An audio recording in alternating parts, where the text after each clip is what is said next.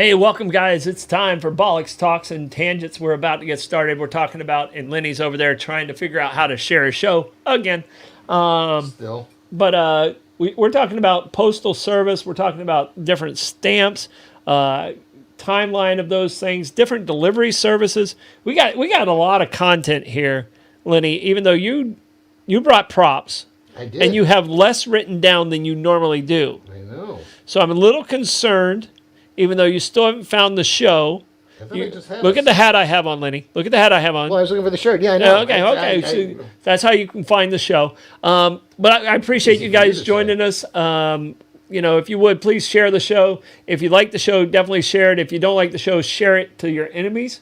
Maybe you can torture them with the show too. But first thing we got to do, we got to talk about our amazing sponsors. Lenny, what are you doing over there? You're killing me, Smalls. I'm trying to find us. All right. We don't exist. So, and I'm going to start us off with St. Augustine Distillery. Today we are drinking the Saint. We have officially killed the Saint. Lenny, I'm back. it's a beautiful bottle. It is. It's an even better bourbon, and it has the ice plant on the back of the bottle.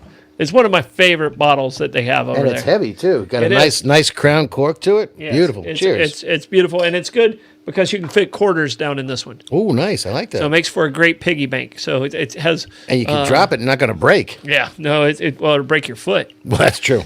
But just a wonderful bourbon over there at St. Augustine Distillery. They do an amazing job on their tours. If you haven't been there, get over there and do one of those tours. Also, their sister company, the Citygate Spirits. We did the moonshine a couple weeks ago. Delicious. Great flavors. That was really good. Excellent moonshine. Yeah. They just do an amazing job with their tasting tours and everything, and they're good people. Right. They're very nice. Speaking of good people, Meehan's Irish Pub. Nobody better. Oh, it's just good people. Nobody better. Staff is wonderful. The food's great. Blake says it's the second best mac and cheese behind his. Ooh. So challenge accepted, young Blake. And I can tell you, I love the chicken curry over there. Right. The shepherd's pie is amazing. The wings that they have are great.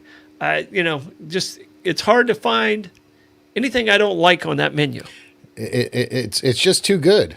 Because shepherd pie had peas in it, and I don't even like peas, and I love that. You don't spit them in somebody? Yeah. Okay. No, I go ahead and I man up. You put them in mashed potatoes. You don't know they're there. Yeah, that's what I say. I man up and just kind of crush them together. Yeah. So, but just wonderful food, wonderful people. 3 bars in one. Meehan's Irish Pub. I was there about 10 days ago and got 5 key lime pies to go. Really? So good. Wow. So good. It is a great interpretation of a key lime pie. Okay. So wonderful. I recommend it. If you like key lime pie, get thee to Meehan's. Yeah. I would not have thought an Irish pub for key lime pie. Nor I, but they're wonderful. Yeah, I guess they have a Key West flair to them. Mm-hmm. All right, these guys, we talk about how amazing our sponsors are, but these guys are the most important sponsors to me in the next couple weeks. Right. Abare, Kresge and Associates, they're the tax guys. If you're doing your own taxes, you're making a mistake, you're losing money. Get a hold of these guys. Let them take care of you. They know where the money's at.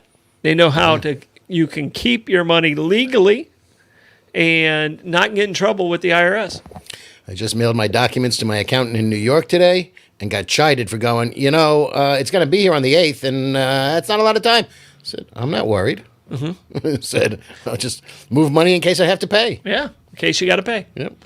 So I've already filed my extension. So you'll get my money in October. Problem is I always forget. I file the extension, then I forget that I have to do it then. I don't know what Blake's saying. Am I good? No, you got to pay your own. Oh, shit. Yeah. Yeah, you got a couple of W-2s from a couple of jobs yourself, young Blake. You got to pay your own. So, matter of fact, I got to get a hold of Pop and Granny too, because Kresge Abare does my parents. Your parents as well. Parents also. Okay. All right. St. Augustine Pirate Museum. Just a wonderful museum. They have over 800 original artifacts. Mm-hmm. They also do the Colonial Oak, which has been on fire over there. A lot of good music lately. They've been just good fundraisers, crushing it with good music, good benefits good for sure. But go by and check them out. They're amazing. All right, this guy Blake, you just were there yesterday. Understand the guy behind the counter was a little short with you. Yeah. I'm a little short with everyone. Don't be silly. Kaiser's Deli and Market. What'd you get? You get the White Street? Yes, I did get the White Street, Rest. but unfortunately, the guy working the POS system took forever, one button at a time. Well, White Streets, chips. I spelled Make it. it a combo. One button for combo. Don't you worry, young He's a boy. hell of a chef, but not much of a cashier. That's it. Nope. Not my job. Yeah. Took forever to punch my card as well. Yeah, but I punch it twice. Because of the time. And friends and family. No, but no I'm less. telling you right now, it is amazing, great food. Kurt's so proud of you where you're at and the time you put in and, the risk that you've taken. And hopefully some of that reward's starting to come back. Yeah, his family. I know that there's a wedding on Sabarge tonight, and he did a huge charcuterie board for the wedding. Huge charcuterie board for the wedding. I wish I was invited to the wedding just for the charcuterie. Yeah, I spent half of it yesterday just slicing cold cuts. So Is that how they'd be you ready say to it? go. Charcuterie. Charcuterie? Yeah. Charcuterie? Yeah, charcuterie. Charcuterie? Charcuterie. Charcuterie. Unless you want to go at cucucherie. Charcuterie. There are people who call it cucucherie board. Got it. Yes. No, charcuterie. Charcuterie. Char what? Charcuterie. Okay. All right. If you Like say so, like Worcestershire. It's exactly Worcestershire. Do you say Worcestershire? Worcestershire? Worcestershire. Worcestershire. Okay. All right. All right. These guys, I can tell you right now, if you have any real estate needs. Oh, they're good, I hear. Yeah. I hear they're good. Coquina Coast Realty. I don't know if you know these guys, but I'm I telling do. you right now, I'm familiar with them. they'll pick up the phone. That's a good thing. 904-669-7901. They're better at texting. No, not really. No. 904. No. Texts take a long time to get returned. 904-669-7901. If you have commercial needs, if you have residential needs, if you just want to talk about real estate and like you're bored at home, give me a call. Because I'm probably bored too because I have only 17 jobs. All right. All right. Our new sponsor, exciting stuff. New sponsor. Yeah, baby. Woo! Anastasia Miniature Golf. Now we try and use sponsors that we're going to use. Oh, yeah. And who doesn't love a good miniature golf game? Only problem is my wife is so damn good at it, I never beat her. Yeah, I think that's kind of the story of your life. You overpunted your coverage. Yeah, it's true. Yeah, you overpunted your coverage. So, I'm out of my weight class with that woman. yeah, no. Yeah, And I can pick her up with one hand, no less. Yeah.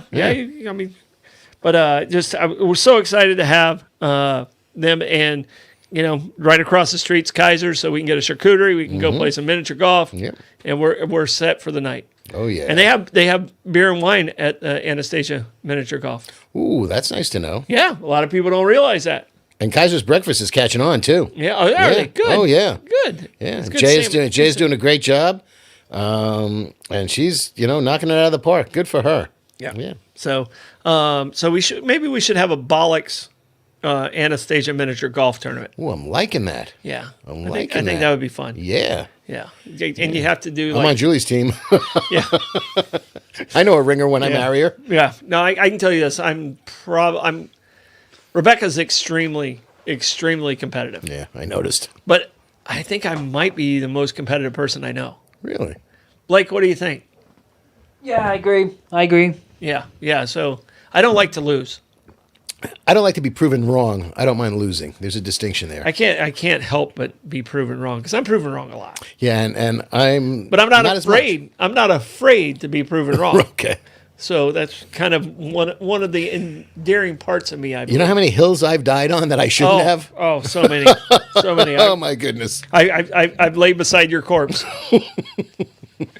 So, all right, we got a great show.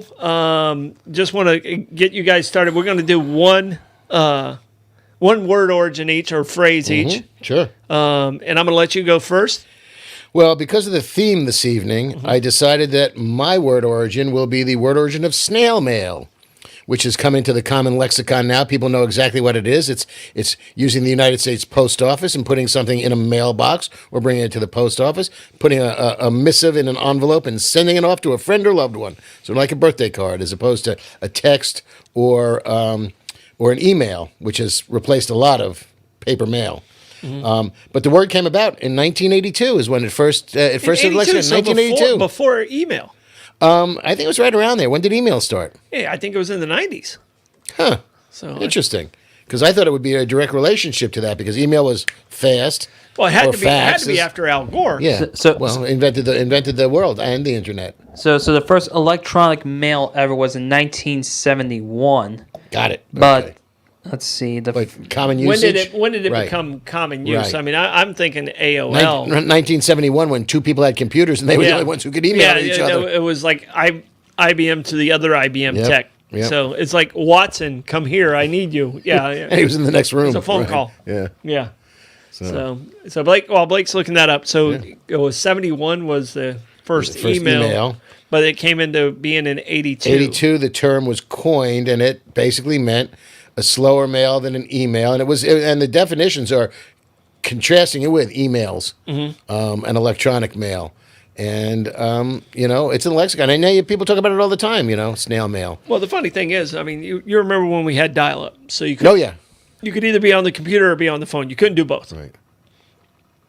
And it took longer to get on the internet than it did whatever you needed to say on the internet. Yep.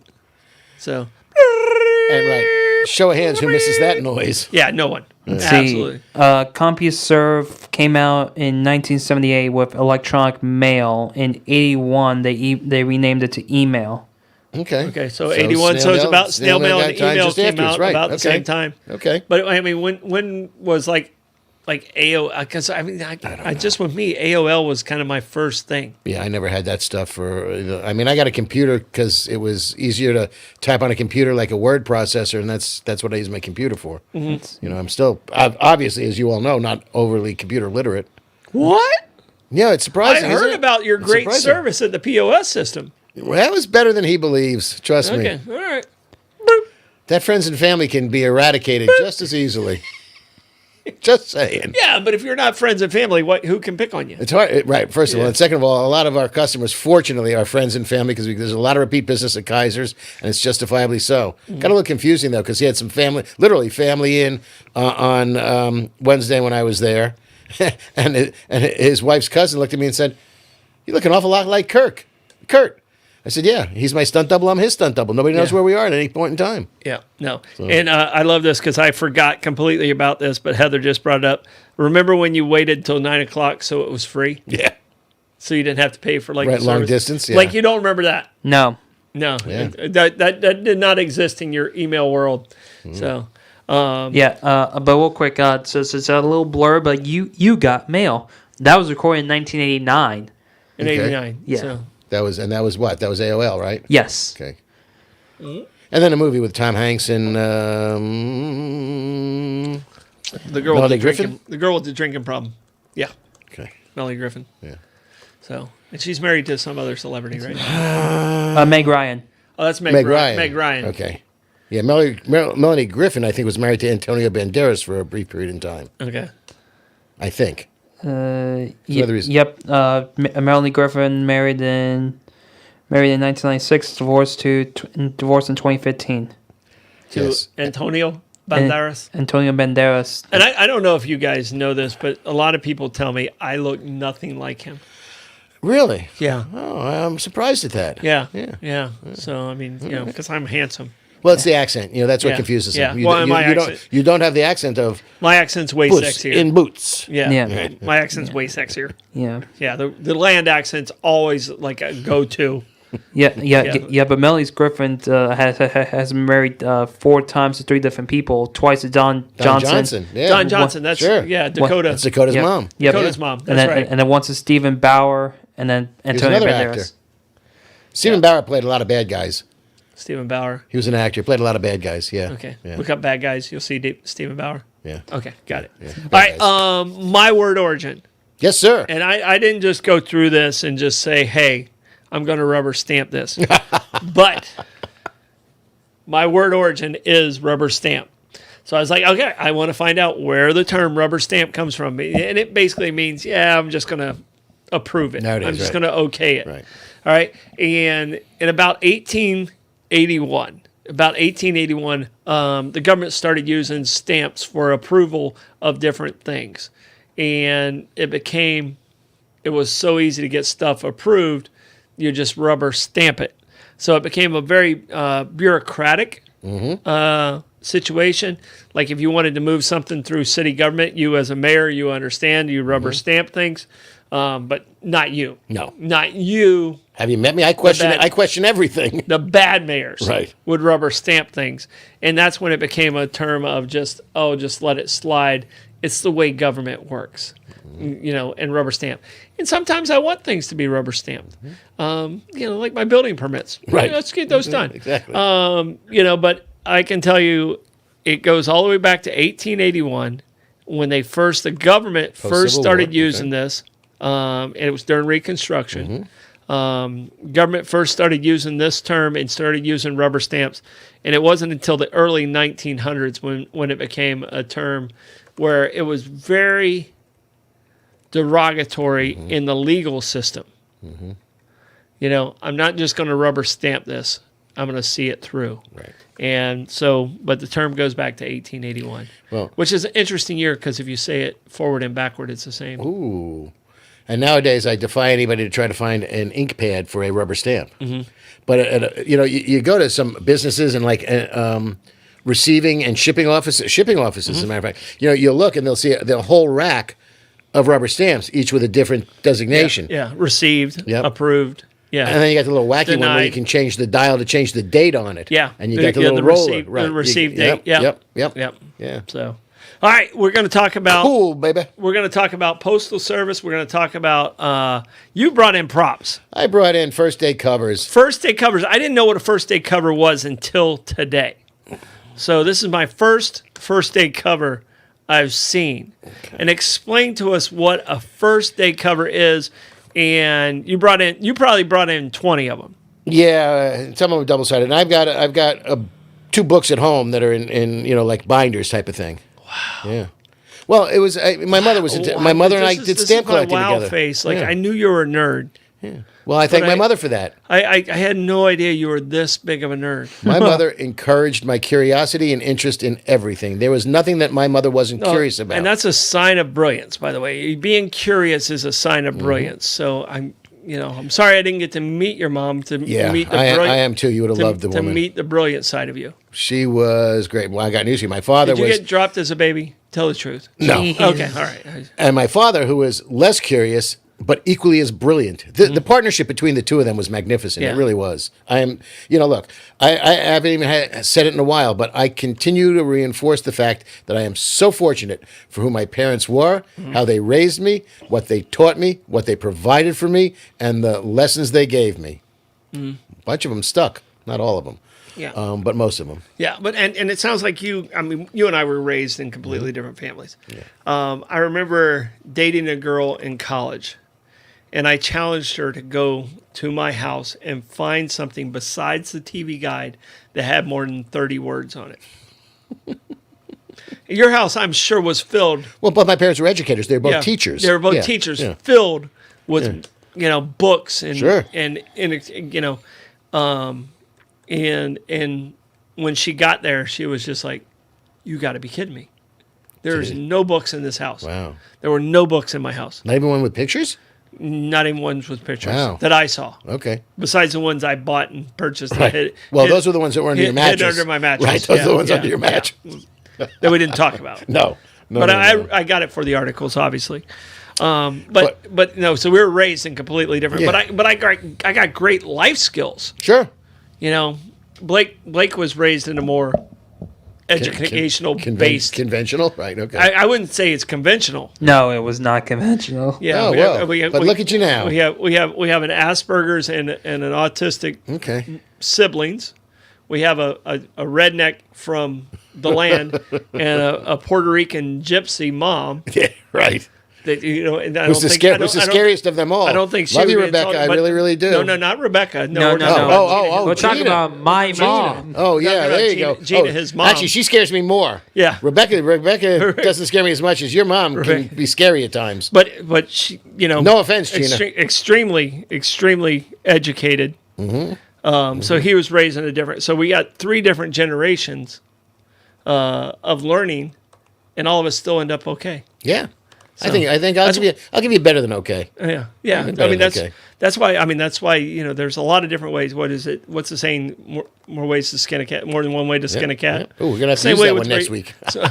Same way with raising a child. Yeah. You can't really break us. We're all going to get there who we're going to be in the end. Right. And to this day, nobody's come out, Dr. Spock notwithstanding, nobody's come up with the right, with the definitive way to do it.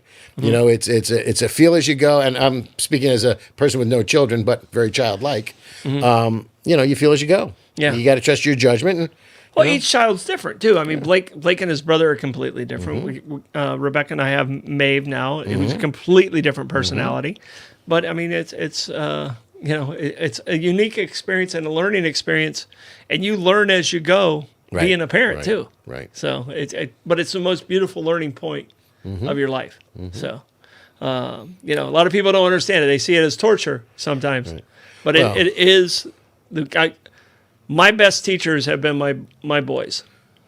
So Good. So that's to me what parenting is. If your kids are your best teachers, then you did a pretty good job as a parent. And if you can be friends with your children, I mean, Screw that. No. Sorry, Blake, I tried. Yeah. He just called me number one, though. Oh, with a bullet. Right. Yeah, there you go. yeah. Good job. With his longest finger. That's weird. Well, he wanted to make sure that it stood out. Yeah. Okay.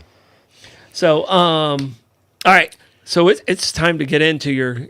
All right. So what are these called again? These are first day covers of commemorative stamps. All right. I'm going to grab one. Okay. Right. Pick a good one. All right. I got this one right here. Okay.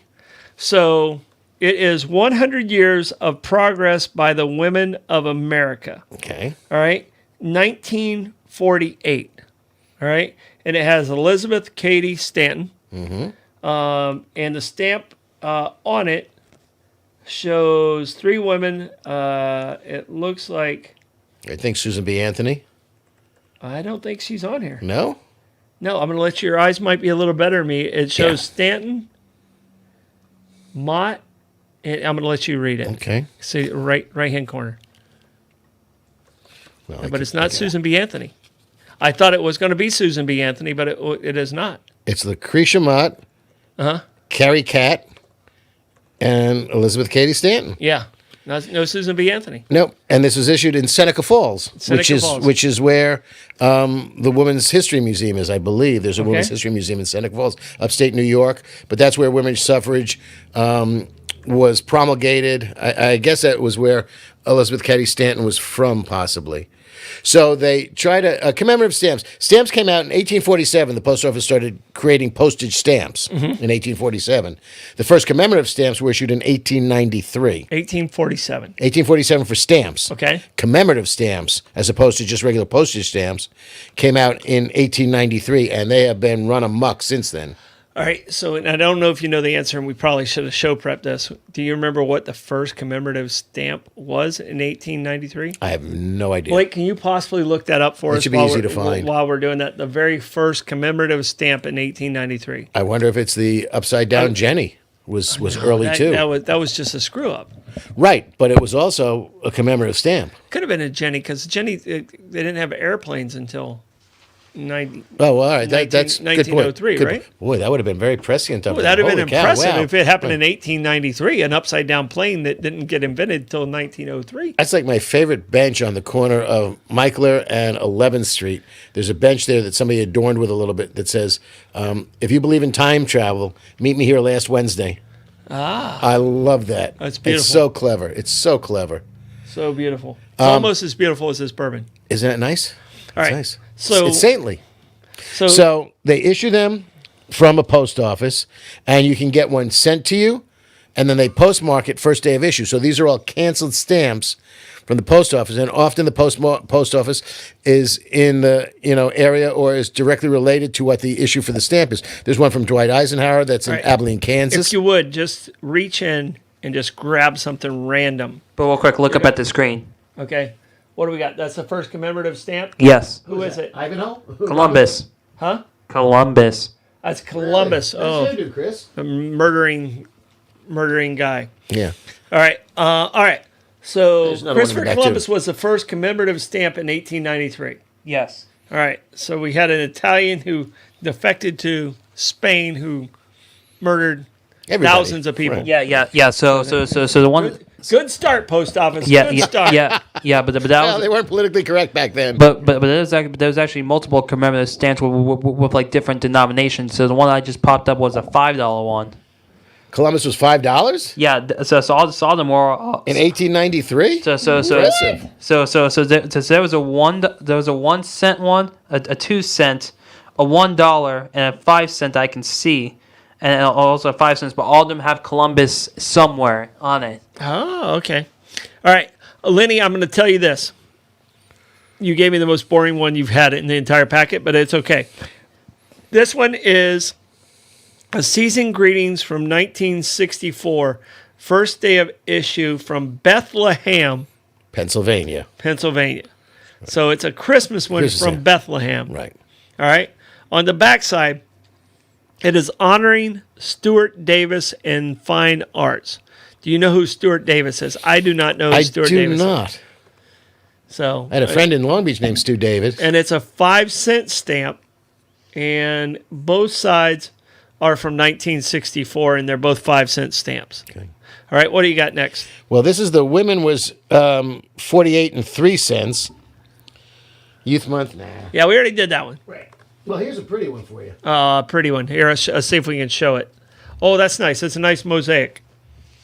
All right, so this is a United Nations one by Mark Chagall. Mm-hmm. All right, and it's called the Chagall window, and it's for the United Nations. It's not showing the value of the stamp, but it's from It's November 17th, 1967. And Blake, which one am I on? Am I on this camera right there? And that's almost a plate block. So when you Yeah. get a sheet of stamps, there's a number on the bottom of it. And, you know, the post office got smart with commemoratives later on, not in 1893. But people collect these. Mm-hmm. And, you know, they've got a value to them. But if people aren't putting on an envelope and sending it out, then the post office gets paid for the stamp and they never have to, you know, cash it in, so to speak. All right, so on the backside is way more interesting. Okay. I don't know if you saw the backside. All right. I may have, but I don't remember which one it It was. is the inauguration day of our 37th president. All right. Do you have any idea who our 37th president is? I automatically know who our 35th president is because he was. It's Nixon. Yeah, so Nixon's Yeah, our 37th president. So it's January 20th, 1969. All right, and it's stamped Washington, D.C., stamped Inauguration Day, and it has 2 3-cent stamps on it. But it's a very cool, it's actually, if Tricky Dick looked this good in the 1960 debates, he might have beat Kennedy. Right. So...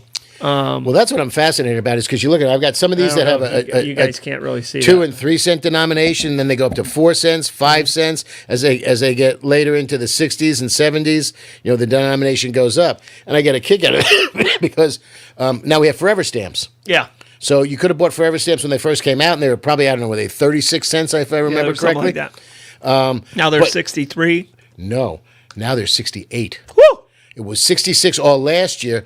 January 21st of 2024, they jumped another 2 cents to 68 cents for a first-class postage stamp. I didn't even know. I rarely do actual snail mail, but I have a book of Peanuts stamps Sure. sitting on my desk, and Maeve was sitting on my lap the other day, and she goes, "Why are there little kids on your desk?" Ooh. You know, she saw the characters. She saw like Pigpen and Linus and Schroeder and Lucy and all them on my desk, and I have that book of stamps sitting on my desk, and I had to explain to her who Peanuts was. Ooh, that'll give her some good reading going forward. No, it'll be a beautiful learning moment when she learns Peanuts.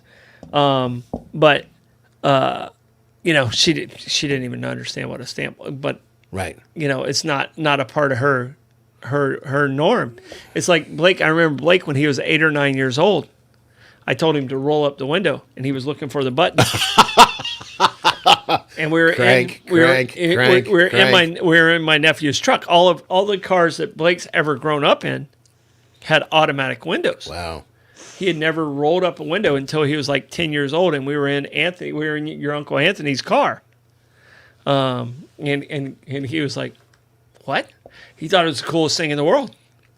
A little manual labor. Good Yeah. for you. He thought it was so cool. So, I mean, there's just certain things that are completely gone Right. in our society. Right. We still say roll up your window, but there's no rolling involved. No, It should just be put up your window. exactly. So. And I miss the little vent windows too. Oh, yeah. Those oh, are good. Yeah. You can yeah. do the airflow. You can make noise. You can have the car move to the left like a canoe. Blake, you have any idea what we're talking about with the airflow?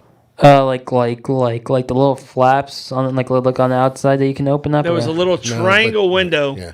There was a little triangle window that was at the front side of your window. Okay?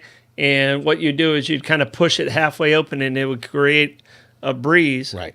And that was your AC. Pre-air conditioning for sure. That was your AC, For sure, air yeah. currents. Yes, So exactly. That's what AC was Yep. when I was growing up. I had air currents. So, all right, I want to talk about some of the stuff I got Sure, over here. please. I want to talk about the U.S. Postal Service. All right, just a quick talk about it for the next 19 minutes. Okay. We're good. I have notes. Okay. People don't think I do homework. See, I have notes. I'm not going to read it, but I have notes. I'm going to put them right there. All right. So the first idea of the U.S. Postal Service was started by, Well, Benjamin Franklin. yes, But he learned that over in England. yes, And it started with the Dutch East India Company, founded in India, were some of the first postal people. So, yeah. yeah. So he picked it up Yep.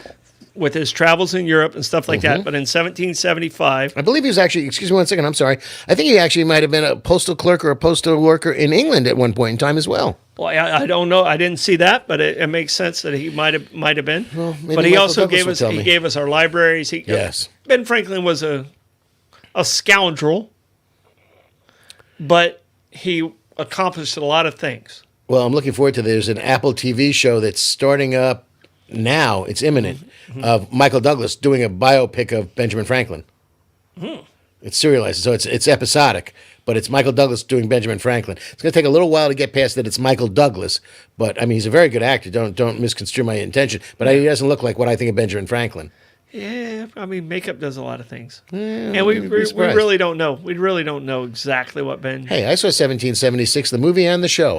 so you got an he looks like Howard Da Silva for crying out loud. All right. So I can tell you this: Giamatti. Giamatti, yeah, Paul Giamatti, Yeah, he's John Adams for me the rest of my life. Yep.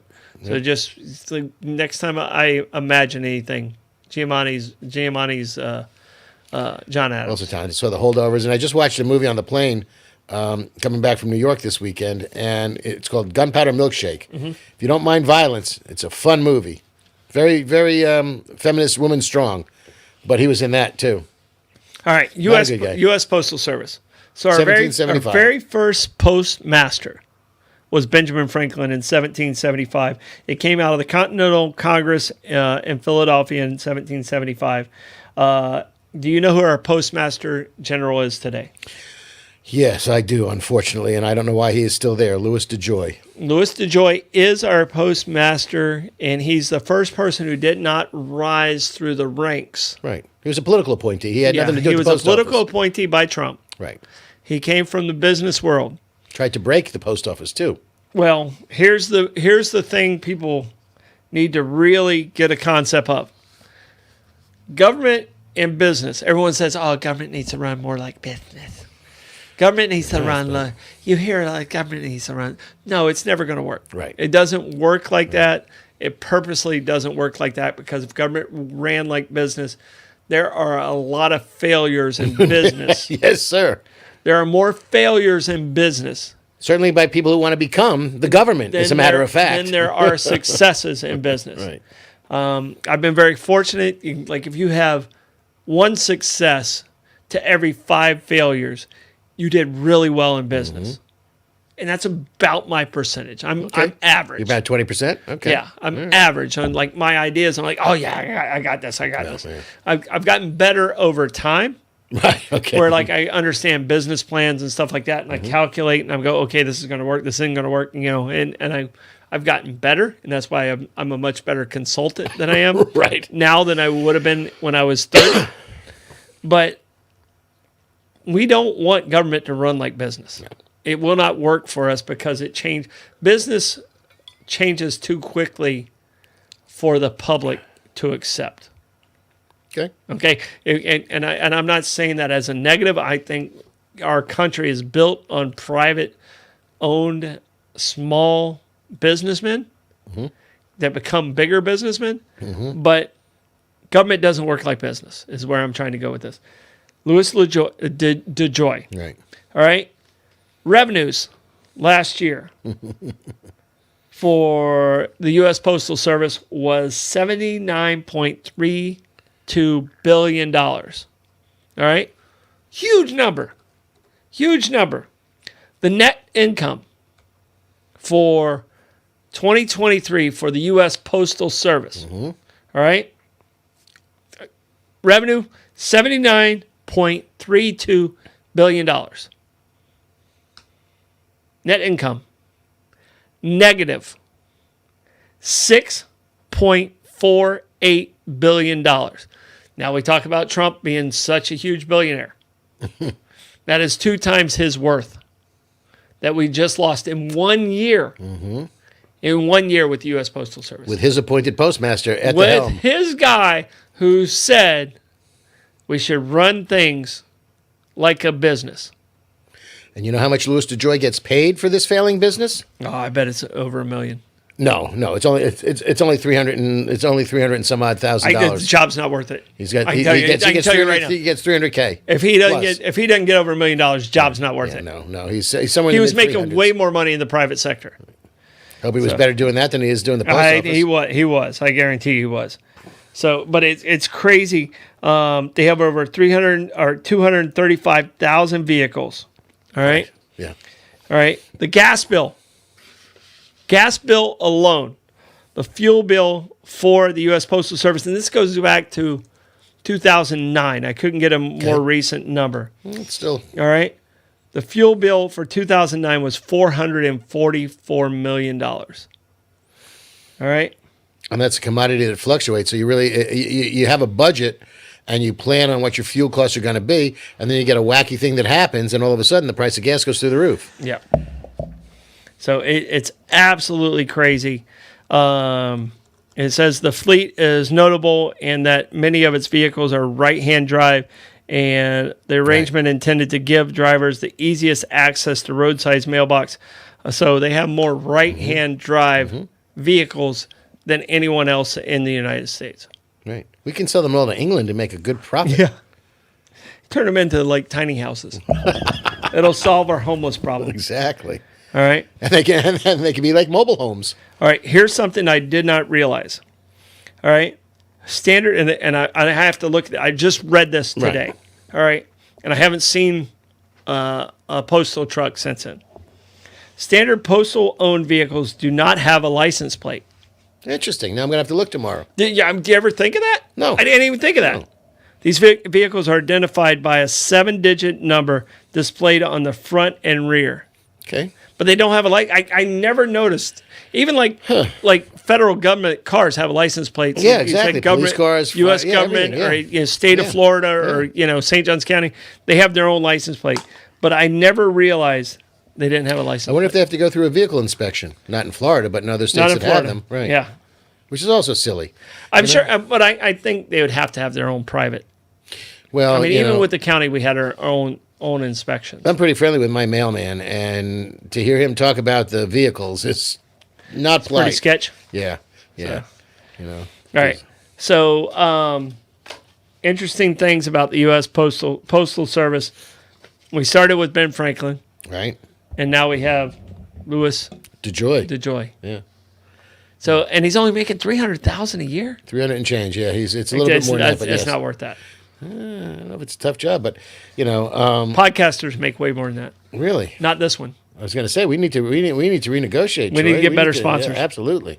Yeah. Yeah. So it's pretty wild, the different stuff. Hit that like button. Hit that like button. We want advertisers. We need those advertisers. Call up Mark All right. Zuckerberg. Here we go. This guy is in charge of 635,350 employees. All right. And then he has non-career employees, an additional 118,600 personnel. So he's only making 300,000. He has over 750,000 employees. Now, in the private sector, he'd be making Not taking that job. multi-millions. I'm not taking that job. I'm telling you right now. And, unless they've rectified it, but for the longest time, and this goes back when just before he started and just after he started, and I'm not putting this on Louis DeJoy, but the pension system for the postal workers was in a hole. I mean, they were trying to figure out, government had to step in and kind of do a bailout type of thing for that. So the postal workers pension system, I believe, is I don't know if it's as perilous as it is now as it was 5 or 6 years ago, but boy, their retirement and their pension system was in serious. Their insurance things like that, the whole thing, the whole back office sort of stuff. That the benefit part of it is, and it's not problematic. It's not his fault. The email. No. I'm not saying that. Email has hurt. Right. I mean, we're not picking on him. We are picking on him. Well, we're just not a little picking bit, on him. but yeah. I mean, but it's not your job's not worth what you're getting paid. You need to be paid Right, more. and it's all not your fault, sir. Yeah. All right. Here's one of the biggest things in the mail service. All right. First class mail volume peaked in 2001 Okay. at 103.65 billion Pieces of mail. pieces of mail. In 2020, it was down to 52.62, half. All right, 52.62 billion in 2020. In 19 years, it went to half, and it has. And they've everything raised to the do. postage rates, but it still hasn't covered. No, it's not covering the gap. Made up, right? Not in the It's least. not covering the gap. I mean, it's a six. There's no business in the world that survives that loses $6 billion a year annually. I think we're undercharging Amazon, which uses the postal service as their bitch, which is great for those of us who use Amazon and everybody who gets stuff at home. But they really need to renegotiate or charge them more, force Amazon to do it on their own. Because I don't know if the postal service would be able to become a little bit more lean if they're not doing Amazon's bidding, and they can. And I'm not looking for people to lose jobs, but you could attrit out and things of that nature. But from everything I'm understanding, Amazon had a sweetheart deal with the U.S. Postal Service for the longest time. Well, and the thing is this decline started really hard during Obama. Okay. All right. Trump tried to do a reorganization. He brought in With Louis DeJoy. DG. Yeah, and it didn't work. Right.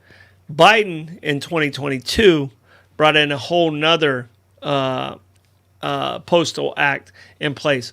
So we've had 3 presidents that have taken a shot at it, and none of them worked.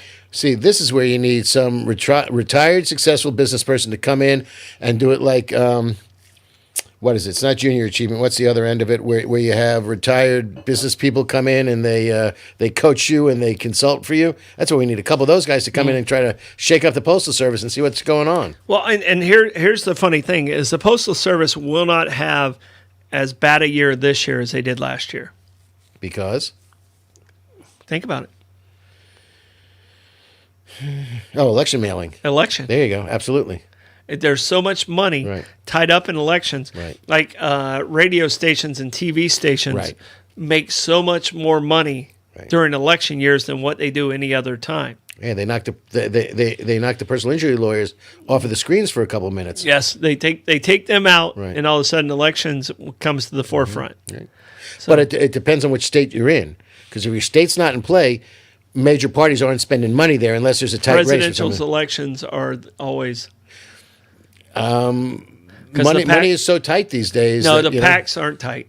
The PACs aren't, but I mean, there's the Democrats are now claiming that Florida is in play because of abortion and marijuana. It's not. And, everybody's getting all excited about this. I think It's they're not getting a in little play. too excited about Yeah, it. we're But- red now. Well, it was also whether or not they're trying to goad the Republicans into spending money to defend Florida and make them use their limited resources in Florida, whereas the Democrats are flush.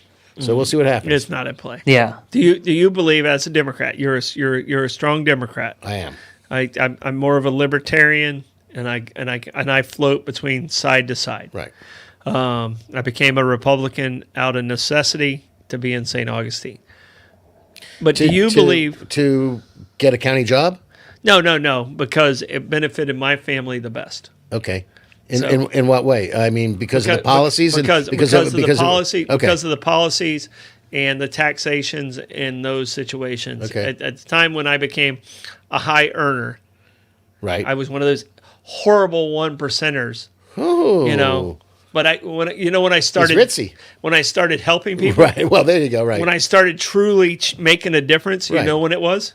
When I became one of those horrible 1%ers. Well, You know, and at that point, it was more beneficial to my family to be a Republican. Blake's still a Democrat because he should be a Democrat. All right. So You have needs, young man. the rule to me is, and this is the rule, and you're not going to like this statement. The rule to me is, if you're 20 and you're not a Democrat, you don't have a heart. Okay. If you're 40 and you're not a Republican, you don't have a brain. So, because at that point, it becomes more beneficial to your family.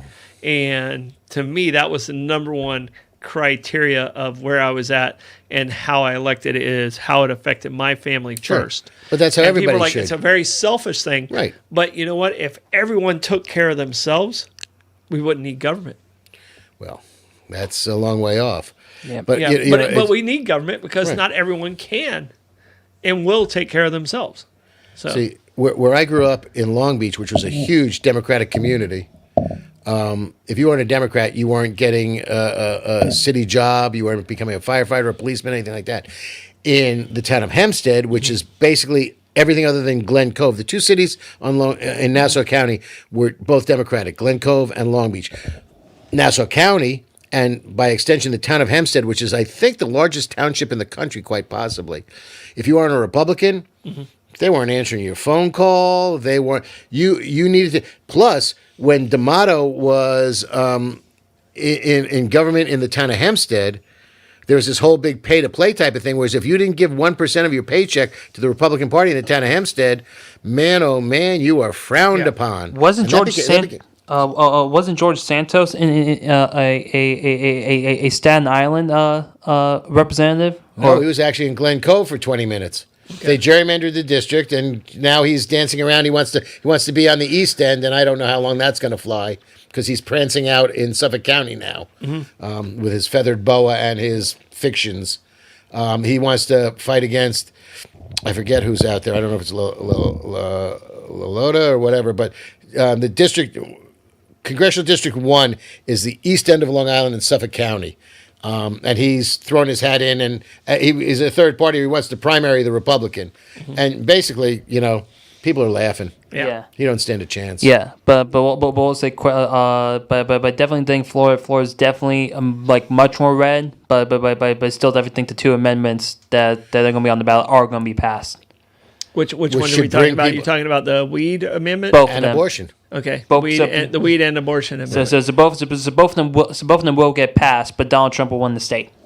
Well, it's interesting to see if there's going to be Yeah, a I dichotomy, agree or with you. Trump if will there's win going to be the a state. divergence in those You mean somebody's going to vote for recreational marijuana and legalizing abortion or codifying or protecting abortion in Florida, and vote for Donald Trump? Yeah, I think all three of them. That's I agree with just- Blake. that's just 100%. wacky. I agree with Blake 100%. I'm on not that saying there's statement. anything wrong with that. I just think that it would be, sort of, how people vote party line and go from top to bottom on either a Democrat or Republican side. But here, I don't know that here's people my- are going to bounce back and forth. But here's my thought on that.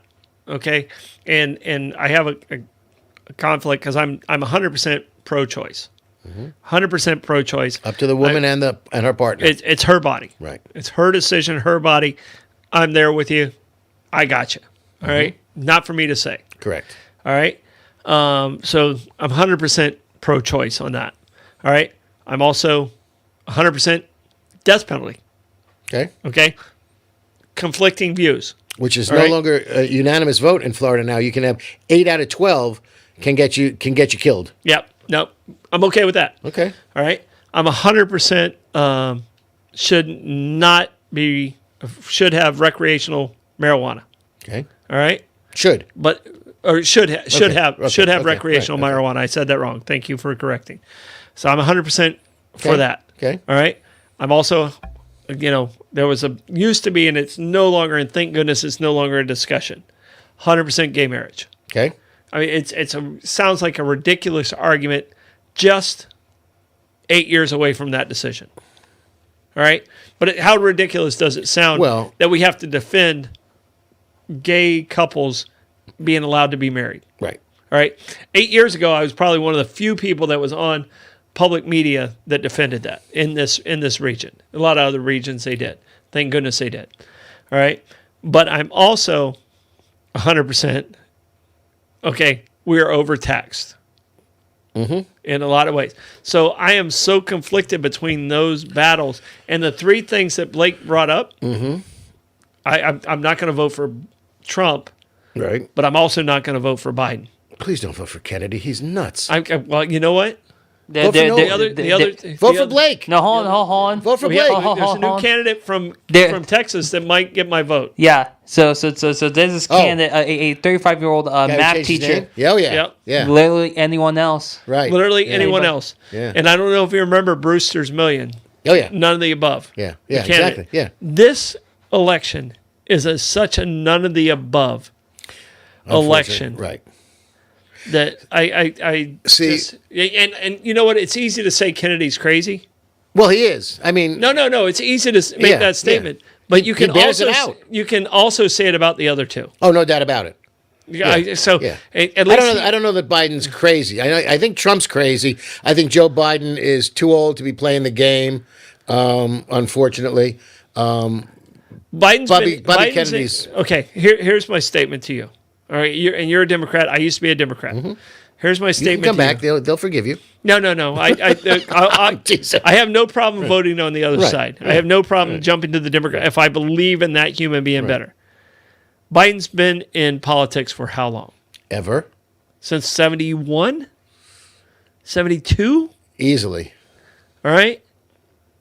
Name one policy that is going to stick with him that you go, That was Joe Biden. Biden. did that? Joe Yeah, Biden yeah. gave us this. So we're talking 60 Oh, years. God. You know what it was?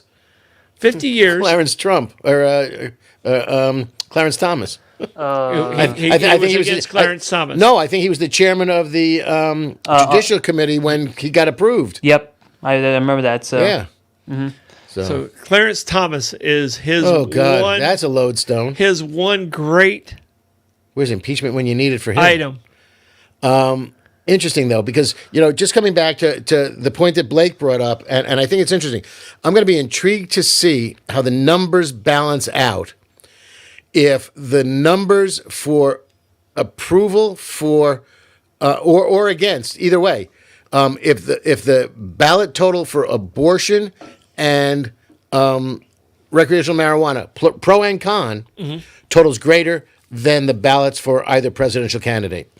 Because there's some people people may go to the polls and say, I'm voting yes or no on Amendment 1, I'm voting yes or no on Amendment 2. I think one of them might be Amendment 4, be that as it may, and not vote for president. I think you're going to see a lot of people You're gonna not see a lot vote of for non-votes. president. You're going to Correct. see a lot of non-votes. Correct. And So it'll be interesting to see. And I agree with that. And I might still be one of those non-votes. Look, back in the day when you used to go into the polling booth and pull the curtain, and people would look at me and confused. I said, look, I don't care if you vote for somebody, if you don't vote for somebody, but you need to vote. And by that I mean you sign your name in the book, you go to the polls, you pull that curtain. You don't have to pull a damn lever. Push the curtain back. You're now a continued registered voter. You have shown up at the polls, and it doesn't matter. If you don't find anybody that is worthy of your vote, don't give them one.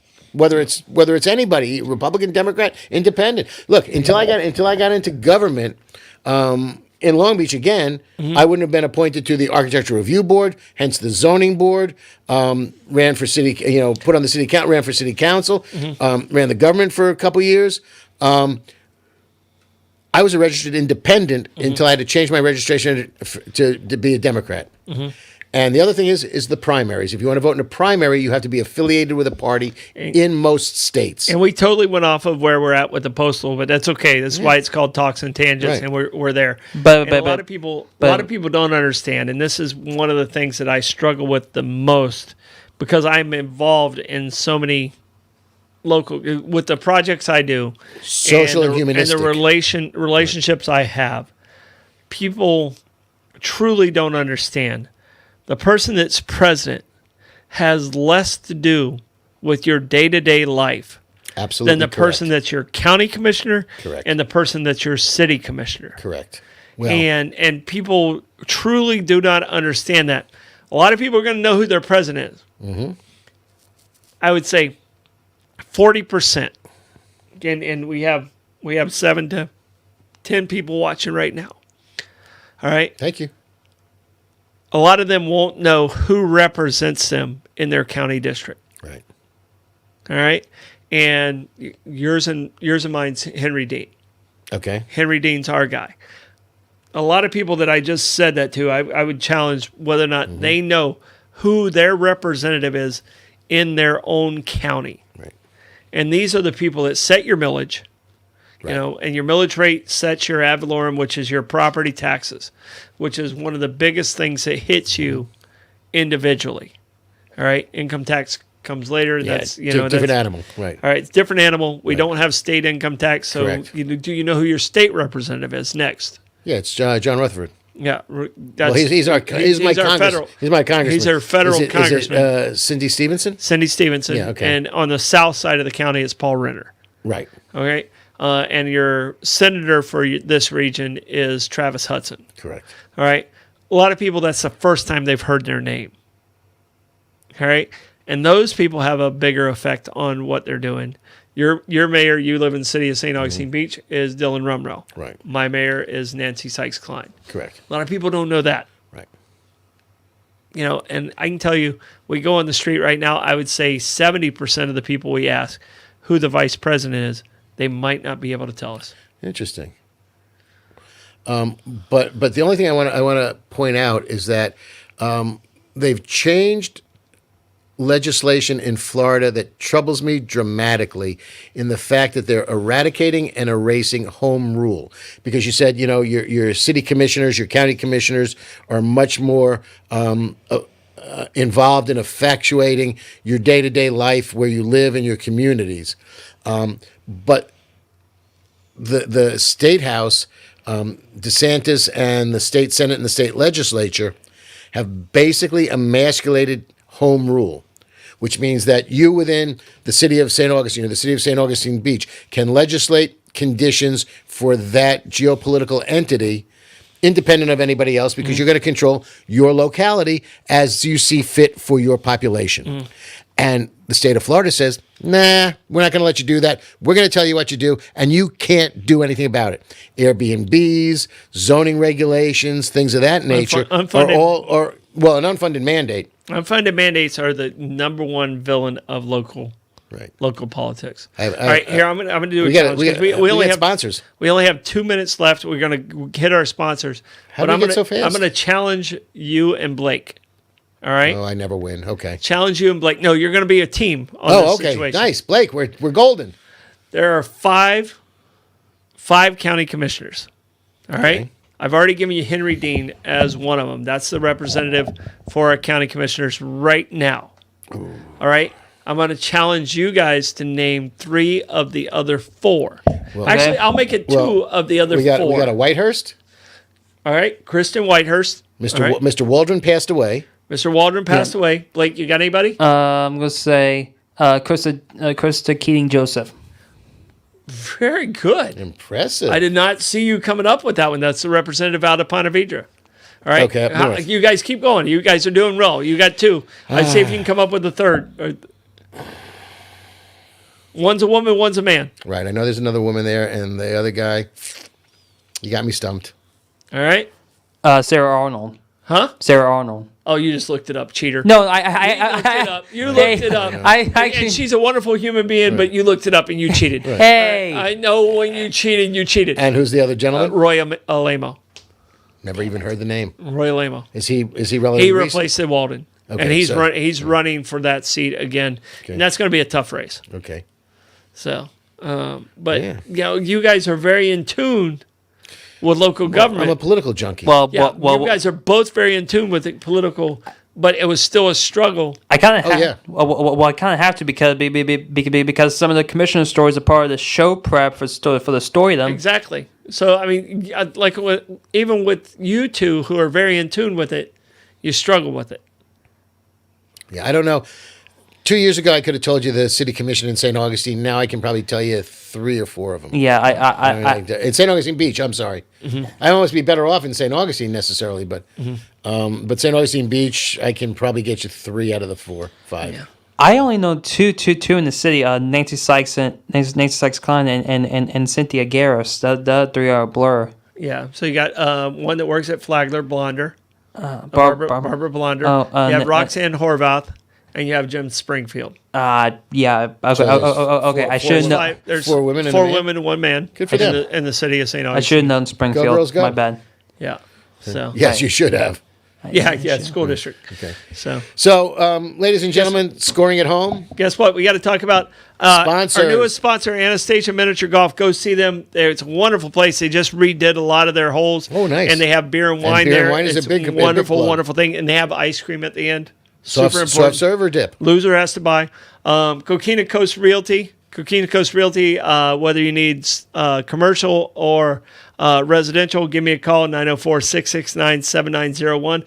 Kaiser's Deli and Market, wonderful food, great sandwiches, have wonderful breakfast now. Yep. You need Kurt, a charcuterie board? That's the place to go. when you see Kurt, tell him that Bollox, you heard it on Bollox and you had to stop in. And get the Bollox. There's a sandwich named after us. It is a wonderful sandwich. Tasty. I know Susan Johnson tried it the other day. Good. She said it was yummy. Good. Mike Davis had the Bollox when we were there. Nice. All right. St. Augustine Pirate Museum, wonderful people, always participating Great in the gift community. shop. They're always there. Great gift shop. Maeve earned like $5. She wanted to go to the gift shop at the St. Augustine Pirate Museum. Smart she got herself. girl. So, that a girl. Proud of you. Abare, Kresge and Associates, it's tax season. Give them a call. They And hurry. Yeah, and let them know we sent you. Meehan's Irish Pub. Reggie, wonderful dude. I appreciate you. Try to keep line pie. 3 bars in 1. Great food, great bar, great entertainment, and wonderful staff. St. Augustine Distillery and City Gate Spirits. Great tours.